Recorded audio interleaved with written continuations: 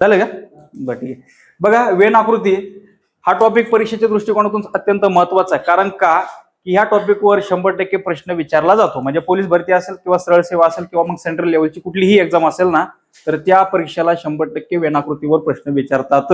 आणि दुसरी महत्वाची गोष्ट म्हणजे काय की वेन आकृती ह्या टॉपिकवरचा पुढचा जो चॅप्टर आहे तर्क आणि अनुमान, हा टॉपिक याच्यावर निर्भर आहे. म्हणजे याच्यावर तो निर्धारित आहे. म्हणून हा टॉपिक आपल्याला क्लिअर करायचा.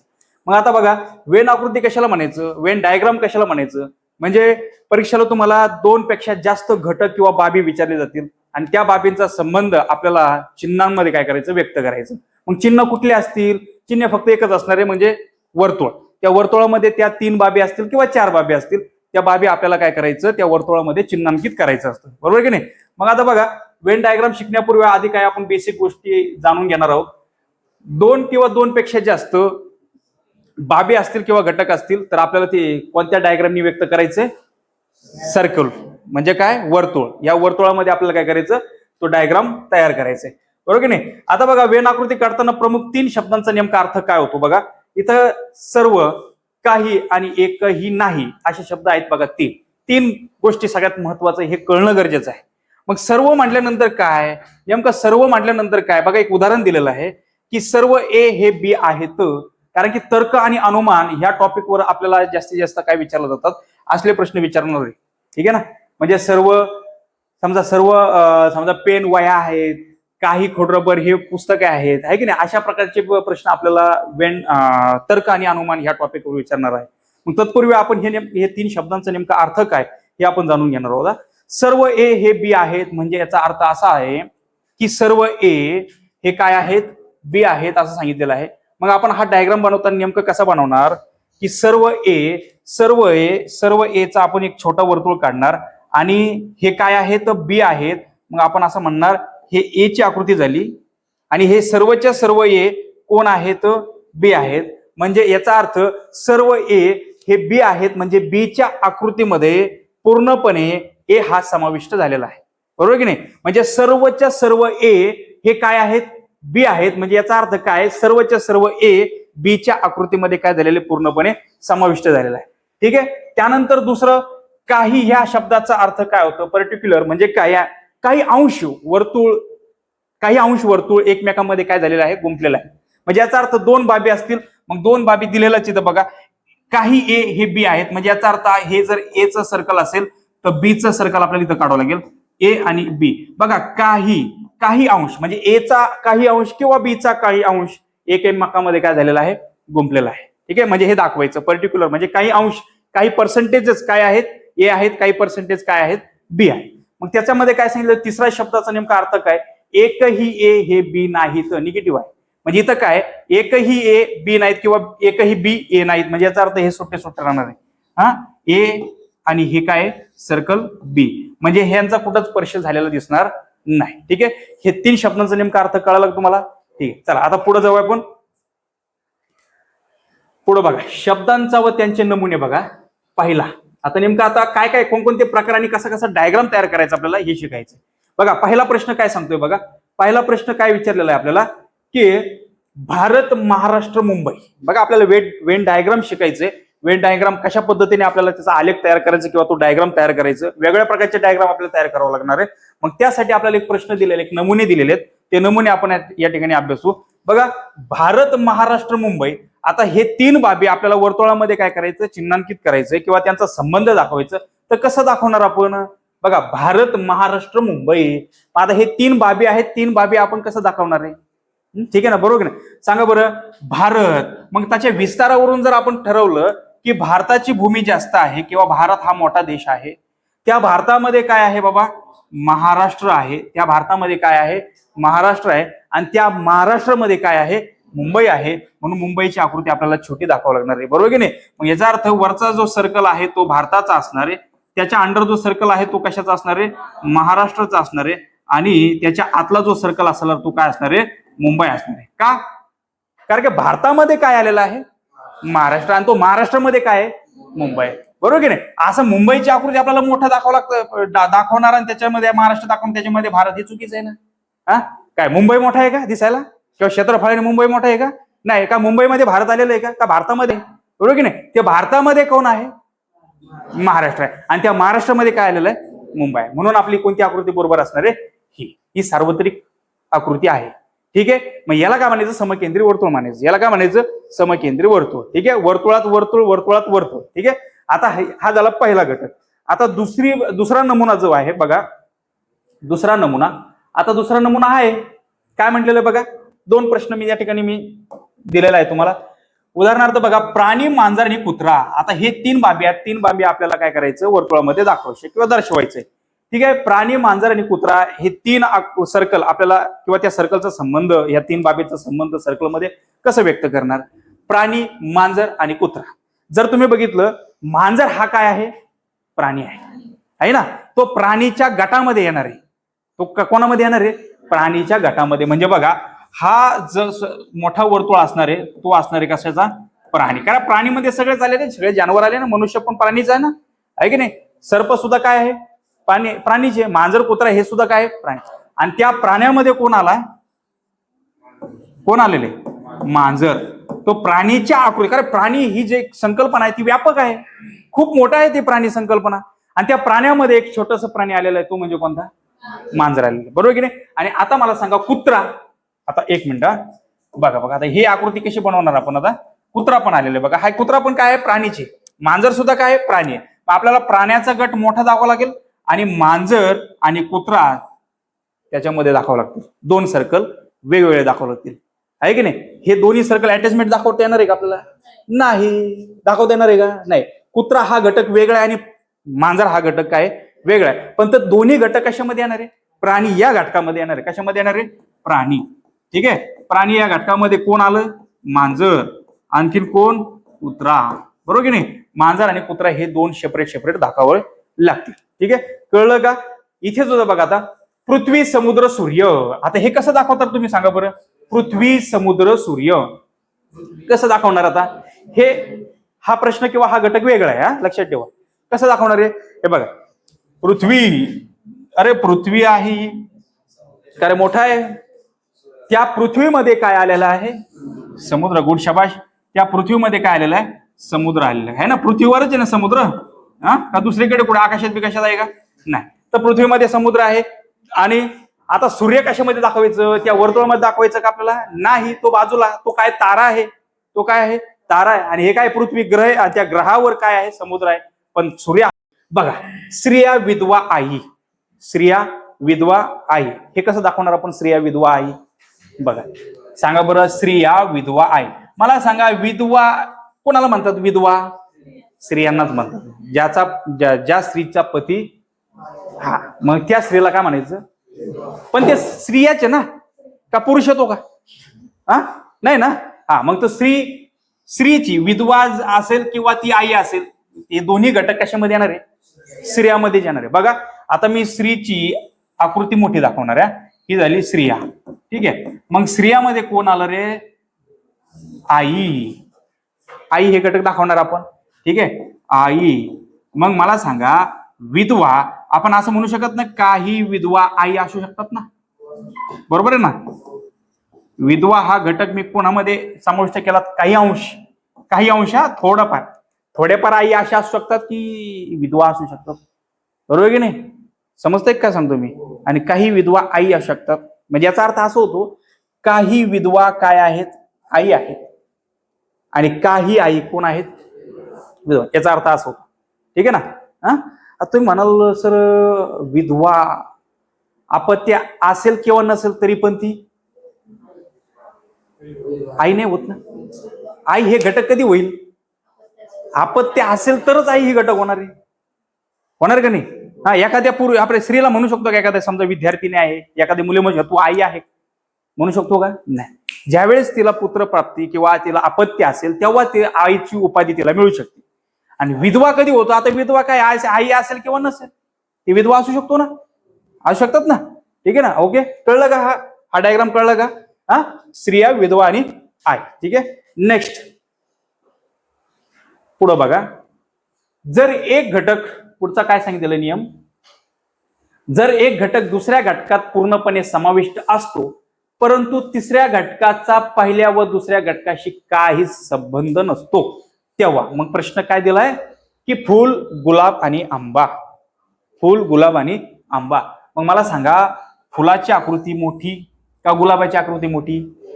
फुलाची आकृती आहे ना, कॉमन नाव नाही. फुले, कारण फुलामध्ये भरपूर फुले येतात, वेगवेगळ्या प्रकारची फुले येतात.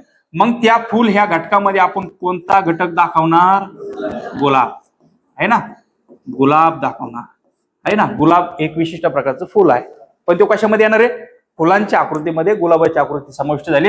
आणि आता आंबा हा फुलामध्ये येणार आहे का, गुलाबमध्ये येणार आहे का? नाही. मग हा आंबा वेगळा घटक आहे किंवा हा आंबा काय आहे? काय आहे? फळ आहे. आणि हे काय आहे? फुल आहे. हे फुलाचं घटक वेगळं, आंब्याचं घटक वेगळं केलं मी. ठीक आहे ना. हा, इथं काही संबंध दिसतो का? अटॅचमेंट आहे का काही? नाही. ठीक आहे, चला नेक्स्ट पुढचा बघा. पाचवा नियम किंवा पाचवा जो डायग्रामचा प्रकार आहे तो बघा कोणता आहे, की जेव्हा एक घटक दुसऱ्या घटकामध्ये पूर्णपणे समाविष्ट असेल आणि तिसरा घटक या दोन्ही घटकांशी अंशतः संबंधित असेल. म्हणजेच काय की बघा, प्रश्न दिलेला आहे, स्त्रिया, आई आणि काय आहेत? डॉक्टर. स्त्रिया, आई आणि काय आहेत? डॉक्टर. मग आपण असं करू, स्त्रिया काय लिहू आपण? हे काय? स्त्रिया. स्त्रियाची आकृती दाखवलं मोठी, आणि त्या स्त्रियामध्ये कोण? कारण सगळे आई काय असतात? सर्वच्या सर्व आई काय असतात? स्त्रिया असतात, बरोबर की नाही? सर्वच्या सर्व आई ही स्त्रिया असतात. म्हणून स्त्रियाच्या आकृतीमध्ये तर काय दाखवलं आपण? आई हा घटक दाखवलेला आहे. ठीक आहे ना. मग तुम्ही जर तर्क अनुमान लावलं तर सर्व आईचं घटक कसं काय स्त्रियामध्ये? अरे बरोबर आहे ना, कारण सर्वच्या सर्व आई काय आहेत? स्त्रिया आहेतच ना, बरोबर की नाही? पण आता डॉक्टर ही जे हा जो शब्द आहे किंवा ही जी बाब आहे, ही बाब कशी दाखवणार आहे? बोला बरं. वेगळी आकृती दाखवावी लागेल का? नाही. मग म्हणजे स्त्रियाच्या आकृतीला स्पर्श करून जायचं का? हा, स्त्रियामध्ये दाखवायचं का स्त्री आणि आईमध्ये पण दाखवायचं? स्त्रिया आणि आईमध्ये दोन्ही, बरोबर आहे, एकदम गुड शाबाश. हा, स्त्रिया आणि आई या दोघांच्या सर्कल मधून आपल्याला तो सर्कल अटॅचमेंट करायचा आहे. म्हणजे हे झालं तुमचं काय? डॉक्टर. ही आकृती काय झाली? डॉक्टर. मग तुम्ही म्हणाल सर काही स्त्रिया डॉक्टर असतात ना, आहेत ना. काही आया हे काय आहेत? डॉक्टर आहेत, बरोबर की नाही? आणि काही जो घटक काहीच म्हणजे तो स्वतंत्र आहे, जो घटक याच्यामध्ये अटॅचमेंट नाहीये, तो घटक पुरुषांचा असेल असं सुकृत धरायचं. कोणता असणार आहे? कारण डॉक्टर स्त्रियांना पण डॉक्टरच म्हणतो आणि पुरुषाला पण डॉक्टरच म्हणतो. मुलगा असेल तरी त्याला पण, किंवा ती मुलगी असेल तिला पण काय म्हणतो? डॉक्टर का डॉक्टरीन, डॉक्टर, असा काही त्याचा लिंगभेद होतो का?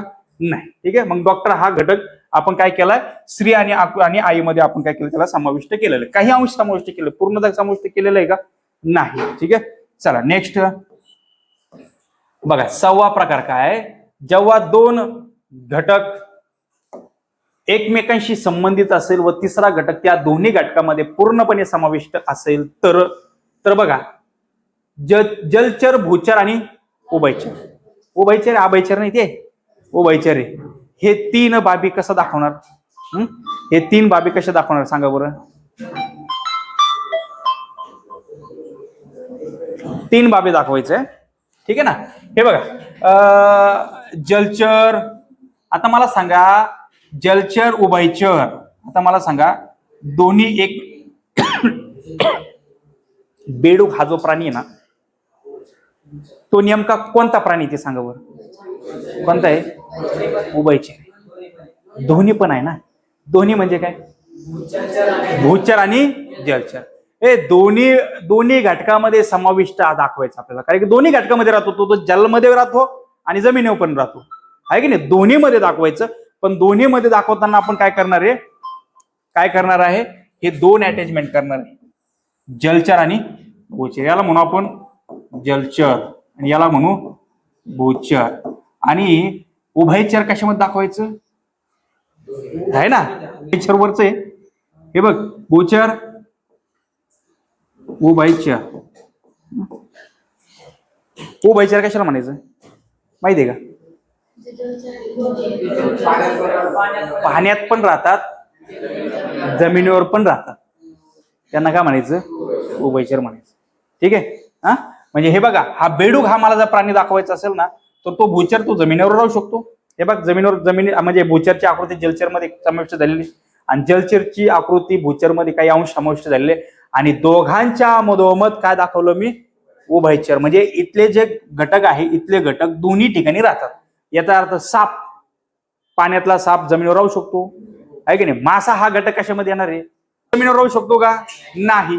म्हणजे हा मासा हा प्राणी काय झाला जलचर झाला. मासा हा प्राणी काय झाला हत्ती. सांगा बरं हत्ती मला सांगा पाण्यात राहतो का तो काय आहे भूचर. मगर हा प्राणी उभयचर आहे. कासव हा प्राणी उभयचर आहे ना. असे कित्येक प्राणी आहे किती काय आहेत उभयचर आहे. ठीक आहे हा समजलं का. हा वेन डायग्राम समजला. चला नेक्स्ट पुढचं बघा. हा 7वा प्रकार आहे. जेव्हा दोन घटक एकमेकांपासून स्वतंत्र असतात परंतु ते दोन्ही घटक तिसऱ्या एखाद्या घटकाशी अंशतः संबंधित असतात तेव्हा. बघा प्रवासी बस आणि रेल्वे. प्रवासी बस आणि रेल्वे. आता प्रवासी जर तुम्ही हा कन्सेप्ट किंवा प्रवासी ही जर बाब बघितली तुम्ही डोळ्यासमोर आणलं तर हे जर प्रवासी असेल तर हा प्रवास किंवा प्रवासी कोणत्याही घटकामधून म्हणजे तर रेल्वेतूनही काही म्हणजे काही प्रवासी हे रेल्वेतून प्रवास करतात असं म्हणू आणि काही प्रवासी बसमधून प्रवास करतात बरोबर की नाही. हे झालं बस मधले प्रवासी हे झाले रेल्वे मधले प्रवासी. रेल्वे बस अटॅचमेंट करता येईल का नाही करू शकत आपण. करता येईल का नाही. म्हणजे प्रवासी काही अंश प्रवासी रेल्वेतून प्रवास करतात आणि काही अंश प्रवासी कशामधून प्रवास करतात बसमधून प्रवास करतात आणि राहिलेला पार्ट हा वेगवेगळ्या साधनातून प्रवास करीत असेल असं आपण गृहीत धरायचं. ठीक आहे चला नेक्स्ट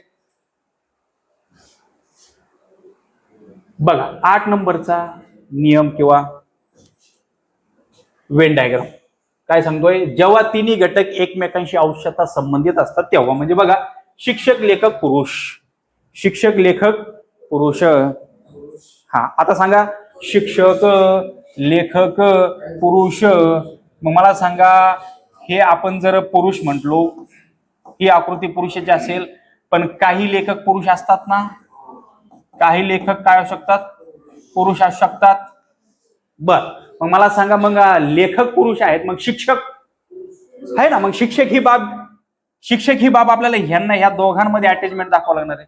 म्हणजे हे काय झालं शिक्षक. ठीक आहे ना. हे काय झालं शिक्षक. म्हणजे याचा अर्थ काही शिक्षक काय असतात काही शिक्षक हे पुरुष असू शकतात. काही शिक्षक हे काय असतात लेखक असू शकतात. काही लेखक पुरुष असतात काही पुरुष लेखक असतात काही पुरुष शिक्षक असतात आहे की नाही. आणि इथं जिथं तिन्ही सर्कल अटॅचमेंट झालेलं आहे म्हणजे याचा अर्थ हे ऑलराऊंडर आहे.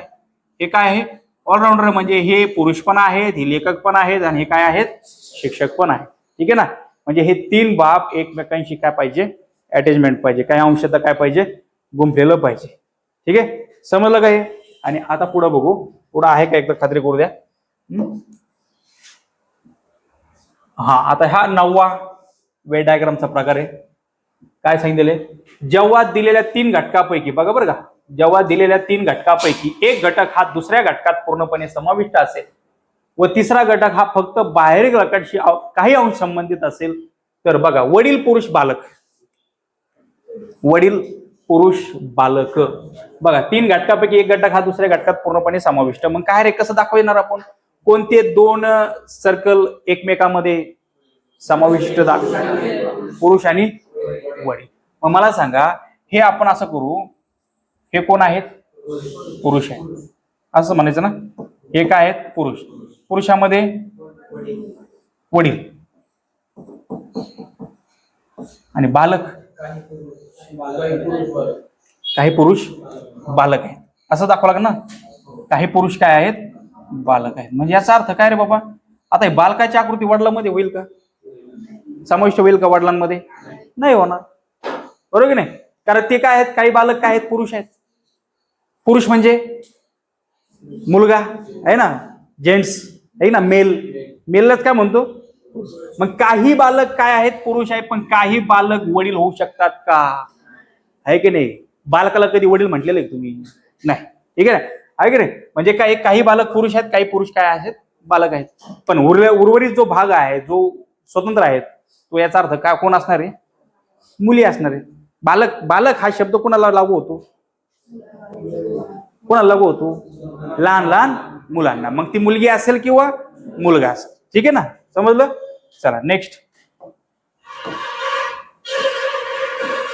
बघा, जर दिलेले घटक एकमेकांशी संबंधित नसतील तर, हा म्हणजे याचा अर्थ काय आहे, एकमेकांशी संबंधित नाही मग सेपरेट सेपरेट, बुध, पृथ्वी, शुक्र आहे की नाही, ही बुध, ही काय आहे पृथ्वी, कारण की हे काय आहेत, ग्रह आहेत आहे ना, हे तिन्ही पण काय स्वतंत्र ग्रह आहेत. त्यामुळे हे 3 ग्रह आपल्याला काय करावं लागणार आहे, स्वतंत्र दाखवावं लागणार आहे. ठीक आहे, नेक्स्ट बघा, जेव्हा 2 घटकांमध्ये काही बाबतीत साम्य असून तिसरा घटक त्या 2 बाबींशी संबंधित नसून स्वतंत्र असतो तेव्हा विद्यार्थी, खेळाडू, गाय. विद्यार्थी, खेळाडू, गाय कसं दाखवणार आता हे 3 बाबी आपण? विद्यार्थी, हे काय आहे विद्यार्थी, आणि खेळाडूची आकृती कशी दाखवणार? याच्यात दाखवणार ना आपण खेळाडू, कारण का काही विद्यार्थी हे कोण असू शकतात, खेळाडू असू शकतात, आणि गाय हे जे आकृती किंवा हा डायग्राम सेपरेट, कारण गाय काय आहे ना, प्राणी आहे. ठीक आहे, नेक्स्ट पुढे बघा, पुढं काय पुढची बाब. चला संपलाय. ठीक आहे, अशा पद्धतीने आपण वेन डायग्राम कशा पद्धतीने किंवा कशा प्रकारचे, म्हणजे सर टोटली आपण नमुने बघितले. म्हणजे आतापर्यंत जेवढे 11-12 आपण जे नमुने पाहिले ना, त्याच्यावरच प्रश्न तुम्हाला विचारला जाऊ शकतो. म्हणजे तेच डायग्राम असणार आहे, फक्त बाबी चेंज होतील, घटक चेंज होतील, मात्र ते जेवढे डायग्राम पाहिले ना तेवढेच डायग्राम तुम्हाला रेखांकित करावा लागणार आहे. लक्षात आलं का? मला सांगा, गोदावरी, गंगा आणि यमुना हे कसं दाखवणार? गोदावरी, गंगा, यमुना कसं दाखवणार आहे? सेपरेट सेपरेट दाखवणार, बरोबर की नाही? मी जर म्हटलं पृथ्वी, हिमालय आणि अरवली, सांगा बरं, पृथ्वी, हिमालय आणि अरवली, काय करावं लागेल आपल्याला आहे ना? पृथ्वी मोठा सर्कल, ठीक आहे ना, पृथ्वी मोठा सर्कल होईल आणि त्याच्यामध्ये 2 छोटे छोटे सर्कल, बरोबर की नाही? कारण की पृथ्वी हा घटक मोठा आहे आणि त्याच्यामध्ये हिमालय वेगळा आहे आणि अरवली पर्वत वेगळा आहे. ठीक आहे ना, अरवली पर्वत हिमालयमध्ये येतो का? नाही, सेपरेट आहे ना तो. ठीक आहे ना, मग हे पृथ्वीमध्ये 2 घटक, 2 बाबी आलेले आहेत. पृथ्वी हा हिमालय असेल आणि हे काय असेल, अरवली पर्वत असेल. ठीक आहे, म्हणजे बाबी चेंज होतील, घटक चेंज होतील, मात्र सर्कल आपलं जे काही डायग्राम आपण आतापर्यंत पाहिले वेन डायग्राम, ठीक आहे, जेवढे नमुने पाहिलेत त्या नमुन्यापैकी 100% असणार आहे, लक्षात ठेवा. ठीक आहे, कळलं कितपर्यंत? कळलं का? आता काही प्रश्नांचा आपण काय करू, सराव करू. आता हा 9वा वेन डायग्रामचा प्रकार आहे. काय सांगितले? जेव्हा दिलेल्या 3 घटकापैकी, बघा बरं का, जेव्हा दिलेल्या 3 घटकापैकी एक घटक हा दुसऱ्या घटकात पूर्णपणे समाविष्ट असेल व तिसरा घटक हा फक्त बाहेरील घटकाशी काही अंश संबंधित असेल तर, बघा, वडील पुरुष बालक, वडील पुरुष बालक, बघा 3 घटकापैकी एक घटक हा दुसऱ्या घटकात पूर्णपणे समाविष्ट. मग काय रे, कसं दाखवणार आपण? कोणते 2 सर्कल एकमेकांमध्ये समाविष्ट पुरुष आणि वडील. मग मला सांगा, हे आपण असं करू, हे कोण आहेत? पुरुष आहे असं म्हणायचं ना. हे काय आहेत? पुरुष. पुरुषामध्ये वडील आणि बालक, काही पुरुष बालक आहेत असं दाखवा लागेल ना. काही पुरुष काय आहेत? बालक आहेत. म्हणजे याचा अर्थ काय रे बाबा? आता हे बालकाची आकृती वडिलांमध्ये होईल का? समाविष्ट होईल का वडिलांमध्ये? नाही होणार, बरोबर की नाही? कारण ते काय आहेत? काही बालक काय आहेत? पुरुष आहेत. पुरुष म्हणजे मुलगा आहे ना, जेंट्स आहे ना, मेललाच काय म्हणतो. मग काही बालक काय आहेत? पुरुष आहेत. पण काही बालक वडील होऊ शकतात का? आहे की नाही? बालकाला कधी वडील म्हटलेलं आहे तुम्ही? नाही. ठीक आहे ना, आहे की नाही? म्हणजे काही बालक पुरुष आहेत, काही पुरुष काय आहेत? बालक आहेत. पण उर्वरित जो भाग आहे, जो स्वतंत्र आहे, तो याचा अर्थ काय कोण असणार आहे? मुली असणार आहे. बालक हा शब्द कोणाला लागू होतो? कोणाला लागू होतो? लहान लहान मुलांना. मग ती मुलगी असेल किंवा मुलगा असेल. ठीक आहे ना, समजलं? चला नेक्स्ट बघा, जर दिलेले घटक एकमेकांशी संबंधित नसतील तर, हा म्हणजे याचा अर्थ काय आहे, एकमेकांशी संबंधित नाही, मग सेपरेट सेपरेट बुध, पृथ्वी, शुक्र आहे की नाही. ही बुध, ही काय आहे पृथ्वी, कारण की हे काय आहेत, ग्रह आहेत आहे ना. हे तिन्ही पण काय स्वतंत्र ग्रह आहेत, त्यामुळे हे 3 ग्रह आपल्याला काय करावं लागणार आहे, स्वतंत्र दाखवावं लागणार आहे. ठीक आहे. नेक्स्ट बघा, जेव्हा 2 घटकांमध्ये काही बाबतीत साम्य असून तिसरा घटक त्या 2 बाबींशी संबंधित नसून स्वतंत्र असतो, तेव्हा विद्यार्थी, खेळाडू, गाय. विद्यार्थी, खेळाडू, गाय कसं दाखवणार आता हे 3 बाबी आपण. विद्यार्थी हे काय आहे, विद्यार्थी, आणि खेळाडूची आकृती कशी दाखवणार, याच्यात दाखवणार ना आपण, खेळाडू. कारण का, काही विद्यार्थी हे कोण असू शकतात, खेळाडू असू शकतात, आणि गाय हे जे आकृती किंवा हा डायग्राम सेपरेट, कारण गाय काय आहे ना, प्राणी आहे. ठीक आहे. नेक्स्ट पुढे बघा, पुढं काय, पुढची बाब. चला संपलाय. ठीक आहे. अशा पद्धतीने आपण वेन डायग्राम कशा पद्धतीने किंवा कशा प्रकारचे, म्हणजे सर टोटली आपण नमुने बघितले. म्हणजे आतापर्यंत जेवढे 11-12 आपण जे नमुने पाहिले ना, त्याच्यावरच प्रश्न तुम्हाला विचारला जाऊ शकतो. म्हणजे तेच डायग्राम असणार आहे, फक्त बाबी चेंज होतील, घटक चेंज होतील, मात्र जेवढे डायग्राम पाहिले ना तेवढेच डायग्राम तुम्हाला रेखांकित करावा लागणार आहे. लक्षात आलं का. मला सांगा, गोदावरी, गंगा आणि यमुना हे कसं दाखवणार, गोदावरी, गंगा, यमुना कसं दाखवणार आहे, हा सेपरेट दाखवणार, बरोबर की नाही. मी जर म्हटलं पृथ्वी, हिमालय आणि अरवली, सांगा बरं, पृथ्वी, हिमालय आणि अरवली, हा काय करावं लागेल आपल्याला, आहे ना. पृथ्वी मोठा सर्कल, ठीक आहे ना, पृथ्वी मोठा सर्कल होईल आणि त्याच्यामध्ये 2 छोटे छोटे सर्कल, बरोबर की नाही. कारण की पृथ्वी हा घटक मोठा आहे आणि त्याच्यामध्ये हिमालय वेगळा आहे आणि अरवली पर्वत वेगळा आहे. ठीक आहे ना. अरवली पर्वत हिमालयमध्ये येतो का, नाही, सेपरेट आहे ना तो. ठीक आहे ना. मग हे पृथ्वीमध्ये 2 घटक, 2 बाबी आलेले आहेत. पृथ्वी हा हिमालय असेल आणि हे काय असेल, अरवली पर्वत असेल. ठीक आहे. म्हणजे बाबी चेंज होतील, घटक चेंज होतील, मात्र सर्कल आपलं जे काही डायग्राम आपण आतापर्यंत पाहिले, वेन डायग्राम, ठीक आहे, जेवढे नमुने पाहिलेत त्या नमुन्यापैकी 100% असणार हे लक्षात ठेवा. ठीक आहे. कळलं कितपर्यंत, कळलं का. आता काही प्रश्नांचा आपण काय करू, सराव करू. हा